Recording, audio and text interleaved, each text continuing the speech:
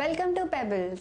स्वागत है आप सभी का हमारी सीरीज में। हम बात कर रहे थे सिग्नेचर्स की और हैंडराइटिंग की। हमने 3 वीडियोस किए थे सिग्नेचर्स पे और हैंडराइटिंग पे। बहुत सारी चीज़ें मैंने आपको बताई थी, कैसे आप अपनी हैंडराइटिंग को देखकर अपने पर्सनालिटी के बारे में जान सकते हैं, अपने सामने वाले की पर्सनालिटी के बारे में जान सकते हैं, अपने ऑफिस के एम्प्लॉयज़ की कैरेक्टरिस्टिक्स के बारे में जान सकते हैं। तो नेक्स्ट टाइम जब भी आप किसी को हायर कर रहे हैं तो आपको इसका इम्पोर्टेंस तो समझ ही आ गया होगा कि आपको अपने साथ एक ग्राफोलॉजिस्ट या फिर एक एस्ट्रोलॉजर या फिर एक साइकोलॉजिस्ट रखना कितना ज़रूरी है, क्योंकि वो आपको आपके एम्प्लॉय के रिज्यूमे से बढ़कर उसके व्यक्तित्व के बारे में कुछ बताएगा। हैंडराइटिंग दोस्तों बहुत कुछ बताती है हमें।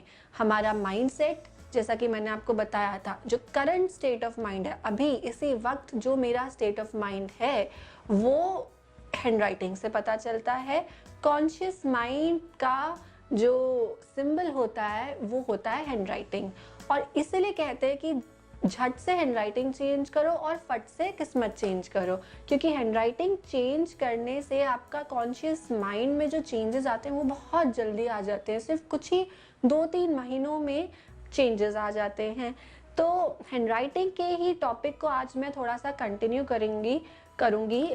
कुछ इंटरेस्टिंग मैंने आपको बातें बताई थी लेटर्स के बारे में। हमने लेटर्स की डिस्कशन की थी, जी की थी, वाई की थी।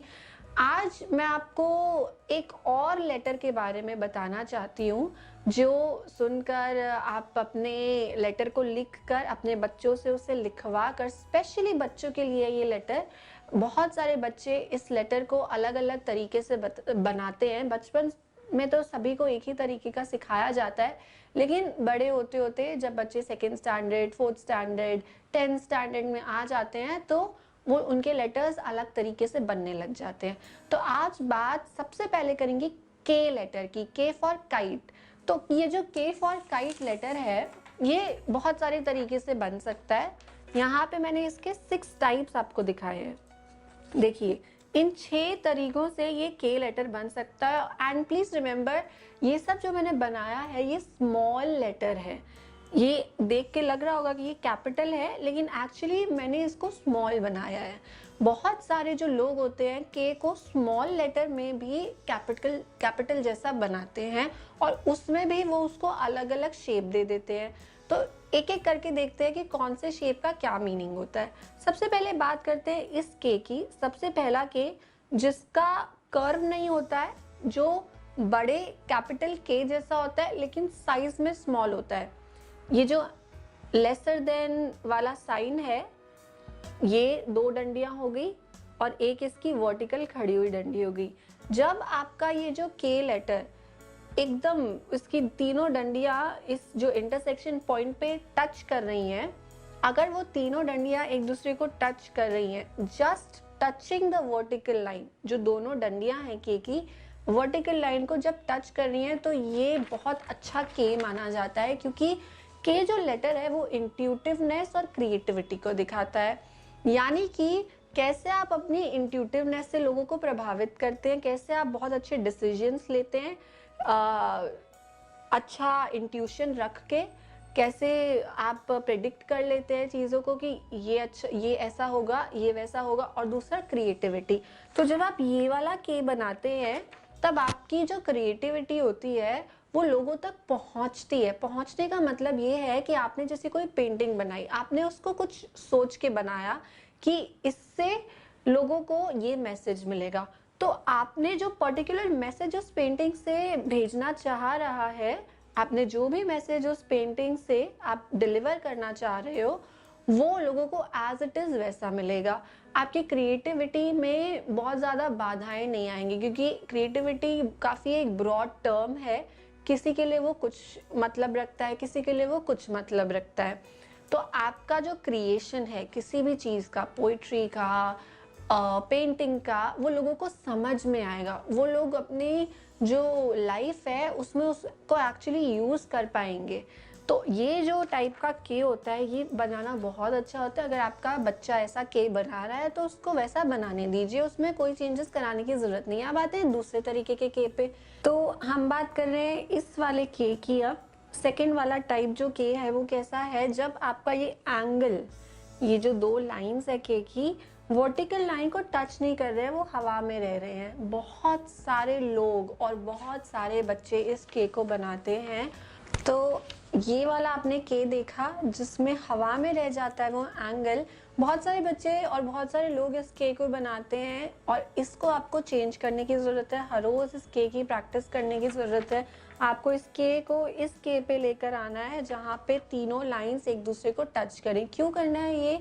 क्योंकि इस के का मतलब ये है, आप में क्रिएटिविटी तो है, आप क्रिएशन कर भी रहे हैं, लेकिन आपकी जो क्रिएशन है वो लोगों को सही तरीके से नहीं पहुंचेगी। आपने पेंटिंग बनाई, आपने उसमें कुछ मैसेज देना चाहा, लेकिन लोगों को कंफ्यूजन होगा उस मैसेज को रिसीव करने में। आपने कुछ बनाया और वो उसका कुछ मीनिंग निकालेंगे, तो ये आपकी बातों में भी आ जाएगा। आपने कुछ बोला, लोग उसका कुछ मीनिंग निकाल लेंगे।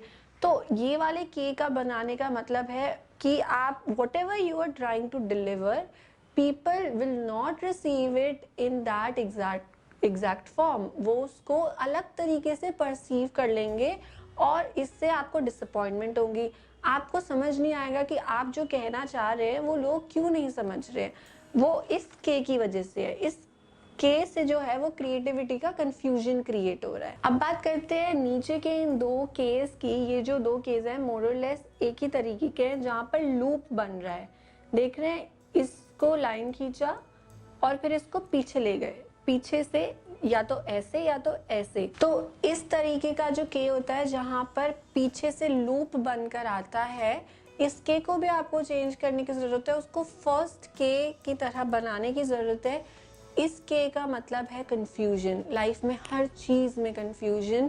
ये बच्चों के लिए, बड़ों के लिए, किसी के लिए भी अच्छा नहीं है। अगर आप अपने सिग्नेचर में भी इस तरीके का के बनाते हैं, जैसे बहुत लोगों के सिग्नेचर का फर्स्ट लेटर के होता है, फॉर एग्जांपल कनिका, तो के बहुत लोग स्टाइल के लिए लूप वाला के बना देते हैं। उसको कभी मत बनाइए, उसको फर्स्ट वाला जो के है, सिंपल के जो होता है, उसकी तरह बनाइए, क्योंकि ये आपकी लाइफ में कंफ्यूजन क्रिएट करता है हर चीज़ को लेकर, चाहे वो स्टडीज़ हो, रिलेशनशिप्स हो, इवन फूड हैबिट्स में भी वो कंफ्यूजन क्रिएट करता है।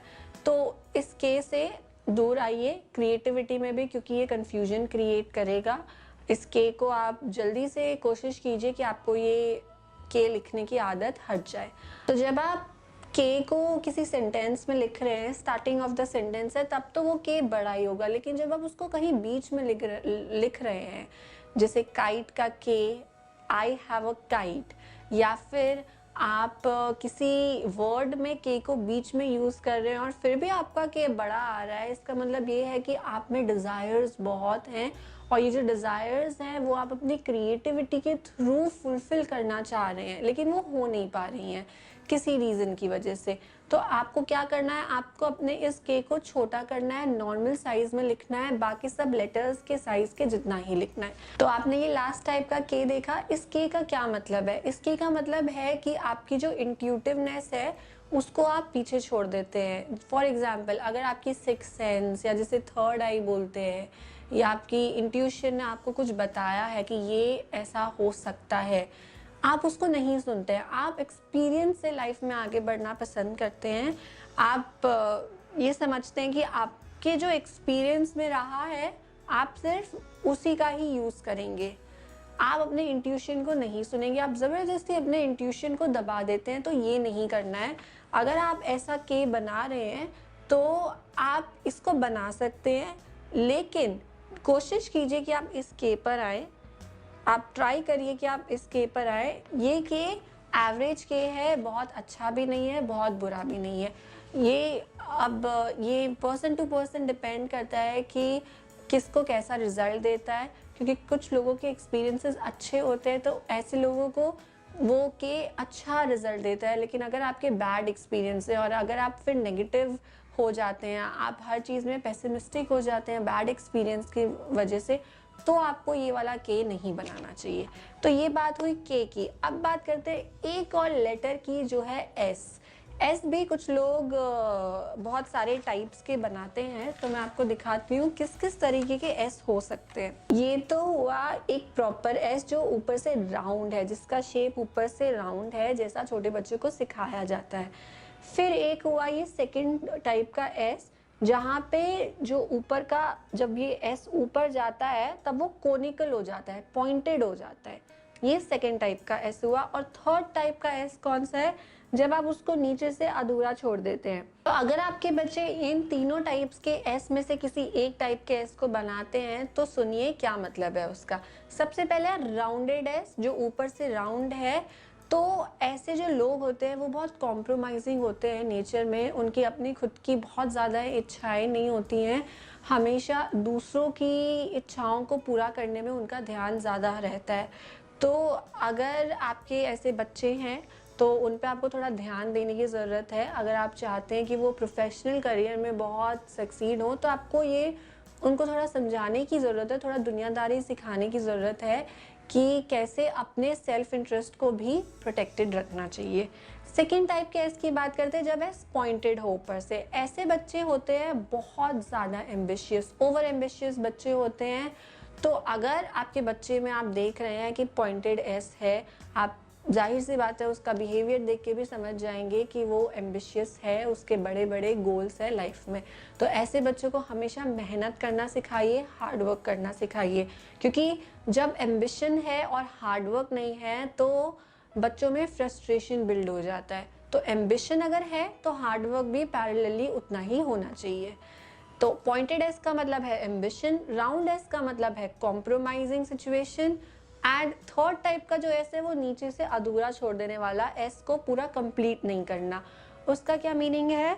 उसका मीनिंग है कि ऐसे लोग मिरेकल्स में बिल्कुल बिलीव नहीं करते, वो कभी नहीं सोच सकते हैं कि उनकी कभी लॉटरी लग सकती है। वो अपने दिमाग की सुनते हैं, अपने दिल की नहीं सुनते हैं। They choose brain over the heart. That is how you describe such people जो आधा एस बनाते हैं। वो दिमाग की सुनते हैं, दिल की नहीं सुनते। तो ऐसे लोगों को अपने एस को कंप्लीट करने की ज़रूरत है ताकि वो यूनिवर्स में थोड़ा फेथ डेवलप करें। तो ये बात हुई दो लेटर्स की, के और एस। अब चलते हैं सेंटेंसेस पर। फुल सेंटेंसेस को देखकर आप कैसे जान सकते हैं कि आपके बच्चों की हैंडराइटिंग से आप उनकी नेचर को कैसे जान सकते हैं और अकॉर्डिंगली थोड़ा ट्वीक कर सकते हैं अपने खुद के बिहेवियर को, ताकि आप उनसे जो करवाना चाहते हैं वो आप करवा सकें। तो अब बात करते हैं सेंटेंसेस की। आप अपने बच्चों से एक पेपर पे फुल सेंटेंसेस लिखवाइए या उनकी कॉपीज लीजिए, उसमें आप उनके फुल सेंटेंसेस देखिए और उनकी पर्सनालिटी के बारे में जानिए। तो जब आप अपने बच्चों का पूरा एक पेपर लिखा हुआ देखेंगे तो सबसे पहला जो ट्रेंड आपको नोटिस करना है वो ये है कि आपके बच्चे की हैंडराइटिंग कौन सी तरफ स्लैंट कर रही है। वो राइट स्लैंट कर रही है, लेफ्ट स्लैंट कर रही है, वो एकदम स्ट्रेट है। तीन तरीके की हैंडराइटिंग हो सकती है, या तो वो राइट जा सकती है, या तो वो लेफ्ट पीछे की तरफ जा सकती है, या तो वो एकदम स्ट्रेट जा सकती है। तो अगर आपके बच्चे की हैंडराइटिंग राइट साइड पे जा रही है, इसका मतलब कि वो बहुत फ्लेक्सिबल है नेचर में, ये काफ़ी अच्छी टाइप की हैंडराइटिंग होती है। ऐसे लोग घुलने मिलने में बहुत अच्छे होते हैं, लोगों से घुल मिल जाते हैं, सोशलाइट्स होते हैं, एक्सट्रोवर्ट्स होते हैं। ऐसी अगर राइट साइड पे झुकाव वाली हैंडराइटिंग है तो कोई चिंता की बात नहीं है, बहुत अच्छा है। लेकिन अगर लेफ्ट साइड में पीछे की तरफ जा रही है तो मतलब कि आपका बच्चा जो है वो लोनली है, उसको आपकी कंपनी की ज़रूरत है, उसको अपने दोस्तों की ज़रूरत है, उसके लाइफ में जो फ्रेंड्स हैं वो कम है। ऐसा बच्चा जब बहुत ज़्यादा अकेले रहता है तो बहुत अजीब अजीब प्रकार के उसको थॉट्स आते हैं। ऐसे बच्चों को अकेले नहीं रहने देना चाहिए। फिर आता है स्ट्रेट, जब हैंडराइटिंग स्ट्रेट जा रही है, और ये कंटिन्यूसली होना चाहिए। ऐसा नहीं कि एक लाइन में स्ट्रेट, दूसरे लाइन में राइट साइड। अगर ये हमेशा स्ट्रेट रह रही है तो ये बेस्ट टाइप की हैंडराइटिंग होती है, क्योंकि ऐसे लोग रैशनल होते हैं, अपने इमोशंस को बैलेंस करना बहुत अच्छे से जानते हैं, भावनाओं में नहीं बहते हैं, किसी के लिए भी अपना खुद का त्याग नहीं करते हैं। तो अपने सेल्फ इंटरेस्ट को बचाना भी जानते हैं, लेकिन अगर किसी की हेल्प करनी हो तो उनको पता होता है कि कब हेल्प की उस व्यक्ति को ज़रूरत है, कोई भी इनको बुद्धू नहीं बना सकता। तो ये 3 टाइप के हैंडराइटिंग हुई इंक्लिनेशन के हिसाब से। दूसरी बात करते हैं, सेकंड पॉइंट लेते हैं हैंडराइटिंग में। अगर आपका बच्चा बहुत छोटी-छोटी हैंडराइटिंग लिखता है तो उसके 2 मीनिंग्स हैं। एक तो ये कि वो बहुत फोकस्ड है, बहुत कॉन्सेंट्रेटेड है, किसी भी एनवायरनमेंट में बहुत अच्छा रिजल्ट दे सकता है, पढ़ाई करना उसे पसंद है, उसको नॉलेज लेना बहुत पसंद है।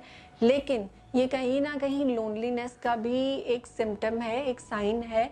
तो अपने बच्चे को हमेशा कंपनी दीजिए, उसको बहुत ज़्यादा अकेले नहीं रहने दीजिए। अगर वो बोलता भी है कि उसको अकेले रहना है, उसको अकेले मत रहने दीजिए, हमेशा उसको कंपनी दीजिए।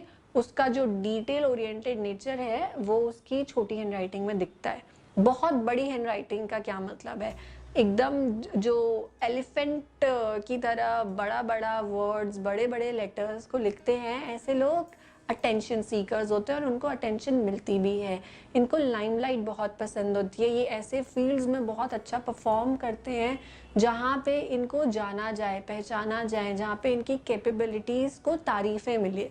इनको तारीफ़ें बहुत पसंद होती हैं जब ऐसे बड़े बड़े अक्षरों में लोग लिखते हैं। तो ठीक है, अब बात करते हैं थर्ड पॉइंट की। और कैसी हो सकती है हैंडराइटिंग? हैंडराइटिंग जब आप अपना देखेंगे या किसी का देखेंगे, कुछ लोग लिखते हैं राउंडेड लेटर्स, हर लेटर को वो इतना गोल गोल गोल गोल बना देते हैं। और कुछ लोग होते हैं जो पॉइंटेड लेटर्स लिखते हैं, जिनके पॉइंट्स, हर लेटर में ऊपर पॉइंट्स दिखते हैं। एक होते हैं राउंडेड लेटर्स, एक होते हैं पॉइंटेड लेटर्स। तो जब राउंडेड लेटर्स होते हैं, ये इस क्रिएटिविटी को दिखाता है। ऐसे बच्चे को कभी भी किसी ऐसी फील्ड में ना भेजिए जहाँ पे क्रिएटिविटी का कोई स्कोप नहीं है, क्योंकि वो बहुत फ्रस्ट्रेटेड फील करेंगे। फॉर एग्जांपल, वो चाहते हैं इवेंट मैनेजमेंट करना, आपने उनको ज़बरदस्ती भेज दिया सीए पढ़ने के लिए, वो बहुत ज़्यादा फ्रस्ट्रेटेड फील करेंगे और लाइफ के किसी ना किसी फेज में आकर वो उस सीए की पढ़ाई को छोड़कर, या सीए बन भी जाएंगे, सीए के प्रोफेशन को छोड़कर वो अपना इवेंट मैनेजमेंट करेंगे ही करेंगे। मैं इवेंट मैनेजमेंट एक एग्जाम्पल दे रही हूँ, प्रोफेशंस एग्जाम्पल हैं। कहने का मतलब ये है कि वो टेक्निकल कुछ भी होगा उसको हमेशा छोड़कर क्रिएटिव फील्ड्स में ही जाना चाहेंगे और बहुत अच्छा परफॉर्म भी करेंगे। तो राउंडेड जिनके लेटर्स होते हैं उनको हमेशा क्रिएटिविटी की तरफ जाना चाहिए। जो पॉइंटेड लेटर्स होते हैं वो एग्जैक्टली ऑपोजिट है। ऐसे लोग जो हैं वो लिटरेचर में तो अच्छे होते ही हैं, साथ ही साथ कैलकुलेशंस, मैथ्स, फिजिक्स, ये सारी जो सब्जेक्ट्स हैं उनमें बहुत अच्छे होते हैं और एकेडमिकली ऐसे लोग बहुत स्ट्रांग होते हैं। पॉइंटेड के साथ साथ अगर इनकी बहुत बड़ी हैंडराइटिंग है तो सेल्फ कॉन्फिडेंस बहुत होता है इन लोगों में। इनको किसी की ज़रूरत नहीं होती बोलने के लिए कि आप बहुत अच्छे हो या आपने बहुत अच्छा काम किया। उनको पता होता है कि मैंने अच्छा काम ही किया। ग्रेटिफिकेशन कभी नहीं चाहिए होती है ऐसे लोगों को। तो इस टाइप की हैंडराइटिंग भी बहुत अच्छी मानी जाती है। अब बात करते हैं गैप्स की। जब आप देख रहे, 3 टाइप की हैंडराइटिंग होती है। एक होती है जब वर्ड्स के बीच में नॉर्मल तरीके का गैप हो, यूनिफॉर्म गैप हो। दूसरा होता है जब गैप बहुत कम हो, ऐसे लगता है कि दोनों वर्ड को एक ही साथ लिखा है। और तीसरा होता है कि जब गैप बहुत ज़्यादा हो। तो इसका क्या मीनिंग है? जब गैप बहुत कम होता है, ऐसे लोग खुद में रहना पसंद करते हैं, इनको ज़्यादा किसी की ज़रूरत नहीं होती। तो जब गैप वर्ड्स के बीच में बहुत कम होता है, ऐसे लोगों को अकेले रहना बिल्कुल नहीं पसंद होता और ये अपने टाइम को बहुत अच्छे से मैनेज नहीं कर पाते हैं। तो पेरेंट्स जो ऐसे बच्चों के हैं उनको सिखाइए अपने वर्ड्स के बीच में एक कंसिडरेबल गैप लाएं और साथ ही साथ उनको टाइम मैनेजमेंट ट्रिक्स सिखाइए। उनको ऐसे सेमिनार्स में भेजिए जहाँ पर टाइम मैनेजमेंट की टेक्निक सिखाई हो।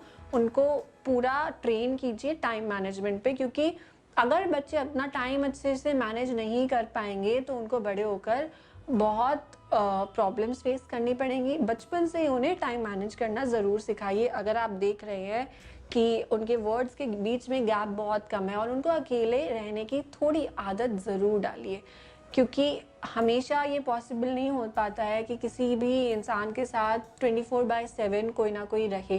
तो अपने बच्चों में थोड़ा अकेले रहने की भी आदत डालिए, जिससे कि वो डिप्रेशन की तरफ ना जाएँ, खुश रहें, अपनी खुद की कंपनी को एन्जॉय करें। आप उनकी हैंडराइटिंग में चेंजेस करेंगे तो उनके बिहेवियर में, उनके माइंडसेट में भी चेंज अपने आप ज़रूर आएगा। अब बात करते हैं बड़े गैप्स की। जब वर्ड्स के बीच में ज़रूरत से ज़्यादा गैप हो, यानी कि एक लाइन में खाली 3 या 4 जब वर्ड्स आपका बच्चा लिखे, तो इसका क्या मतलब है? ऐसा बच्चा भी जो है वो इंडिपेंडेंट थिंकर होता है, उसको अपनी इंडिपेंडेंस पसंद है, उसको किसी से कंट्रोल होना पसंद नहीं है। वो बिल्कुल नहीं चाहता है कि आप उसको बताएं उसको कौन सा शर्ट पहनना है, कौन सा पैंट पहनना है, कैसे बाल बनाने हैं। वो वही करेगा जो उसको सही लगेगा, जो उसको कंफर्टेबल लगेगा। ऐसे बच्चों को ज़्यादा इन्फ्लुएंस आप ना ही कीजिए तो अच्छा है, क्योंकि जितना भी आप उसको बोलेंगे वो आपकी बात नहीं सुनेगा, वो अपने पसंद के ही कपड़े पहनेगा, वो अपनी पसंद की ही चीज़ें करेगा। लेकिन आप थोड़ा-सा ये ज़रूर ट्राई कीजिए कि उसके गैप को कम करने की कोशिश करें, जिससे क्या होगा कि वो कभी भी अपने लिए कोई बुरा डिसीजन नहीं लेगा। बड़े गैप में इस चीज़ का थोड़ा-सा डर लगा रहता है कि कहीं ज़िद में बच्चा कुछ नेगेटिव डिसीजन ना ले ले अपने लिए। तो इसलिए आप उसके गैप को थोड़ा-सा कम करने की कोशिश कीजिए, उसको प्रैक्टिस कराइए और गैप को कम करने की कोशिश कीजिए। इंडिपेंडेंस ऐसे बच्चों को पसंद होती है और बहुत ज़्यादा भीड़-भाड़ पसंद नहीं होती है।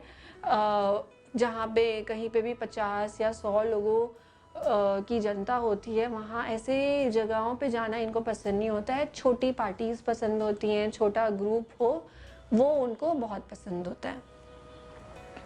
अब बात करते हैं पेन के प्रेशर की। जब आप लिख रहे हैं तो नोटिस कीजिए कि आप पेन पर कितना प्रेशर दे रहे हैं लिखने पर। कुछ लोग होते हैं कि जब लिख रहे हैं तो अगर पेपर बहुत हल्के मटेरियल का होगा तो उनके लिखते-लिखते पेपर ही फट जाएगा। उतना ज़्यादा वो अपने पेन पे प्रेशर डालते हैं। और कुछ लोग इतना हल्का लिखते हैं, इतना हल्का लिखते हैं कि अगर पेंसिल से लिख रहे हैं तो कभी-कभी उनकी हैंडराइटिंग दिखाई भी नहीं देती है। तो जो लोग बहुत ज़्यादा प्रेशर डालते हैं पेन पर, उसका क्या मीनिंग होता है? ऐसे लोग बहुत कमिटेड होते हैं अपने काम को लेकर। इनकी पूरी ज़िंदगी ही इनका काम होती है। इनको काम के अलावा कुछ नहीं दिखता। इनकी कोई फैमिली लाइफ नहीं होती, इनकी कोई सोशल लाइफ नहीं होती है। तो अगर आपके ऐसे बच्चे हैं जो पेन पर बहुत प्रेशर डालते हैं, उनके प्रेशर को थोड़ा कम कराइए, क्योंकि आप चाहते हैं कि आपके बच्चे की होलसम लाइफ हो, वो सिर्फ काम में ही ना लगा रहे। तो उसके पेन के प्रेशर को थोड़ा कम कराइए, उसको थोड़ा मस्ती करना सिखाइए, लोगों से मिलना-जुलना सिखाइए। उसके अलावा जो ऐसे लोगों में ट्रेड्स देखे जाते हैं वो ये है कि कोई भी ऑब्स्टिकल्स जो होते हैं लाइफ में, ये लोग बहुत इजीली क्रॉस कर लेते हैं। तो ये एक अच्छा साइन है अगर पेन पर प्रेशर बहुत डालते हैं आपके बच्चे तो। अगर पेन पर प्रेशर बहुत ही कम डालते हैं, बहुत ही हल्के हाथों से जो लोग लिखते हैं, वो लोगों को माइंड का काम करना ज़्यादा पसंद रहता है और फिज़िकल वर्क करना बहुत कम पसंद रहता है, क्योंकि ऐसे लोग बहुत आलसी होते हैं। इनको भागने दौड़ने की आदत डालनी चाहिए, फिज़िकल एक्सरसाइजेज़ की आदत डालनी चाहिए। फ्लेक्सिबल होते हैं, हर सिचुएशन में ढल जाते हैं, लेकिन फिर भी इनको फ्लेक्सिबिलिटी के साथ-साथ फिज़िकल वर्क करने की भी आदत ज़रूर होनी चाहिए। अच्छा, अब देखिए आपके बच्चे को किसी वर्ड को लिखवा के देखिए और देखिए कि क्या वो वर्ड्स को कनेक्ट कर रहा है या नहीं कर रहा है। अगर आपके बच्चे वर्ड्स को कनेक्ट नहीं कर रहे हैं, लेटर्स को एक दूसरे से कनेक्ट नहीं कर रहे हैं, जैसे COU कनेक्ट किया, फिर गैप आ गया, N के बाद वापस गैप आ गया, TRY कंट्री लिखा, उसमें गैप के साथ-साथ वो लेटर्स को लिख रहा है, पूरा वर्ड गैप के साथ-साथ लिख रहा है, तो ये बिल्कुल अच्छी बात नहीं है। इससे उसके लाइफ में टाइम टू टाइम ऑब्स्टिकल्स आने के संकेत हैं। आप उसको कनेक्टेड लेटर्स लिखना सिखाइए, हमेशा ही कनेक्टेड लेटर्स लिखना बेस्ट होता है। या तो आप किसी भी लेटर को कनेक्ट मत करिए या तो सभी लेटर्स को कनेक्ट करिए, पर जैसे भी लिख रहे हैं वो यूनिफॉर्म होना चाहिए। तो ये मैंने आज आपको कुछ और डीपली बताया हैंडराइटिंग के बारे में। हमको ज़रूर बताइए अगर आप हैंडराइटिंग के बारे में और चीज़ें जानना चाहते हैं, क्योंकि ऐसे और बहुत सारे ट्रिक्स हैं और बहुत सारी डिटेल्स हैं हैंडराइटिंग में, जिसको आप सुन सकते हैं, अपने बच्चों की हैंडराइटिंग देख सकते हैं, अपने एम्प्लॉयज़ की हैंडराइटिंग देख सकते हैं और अपने फेवर में उस चीज़ को यूज़ कर सकते हैं। Please like, share and subscribe the video and keep watching.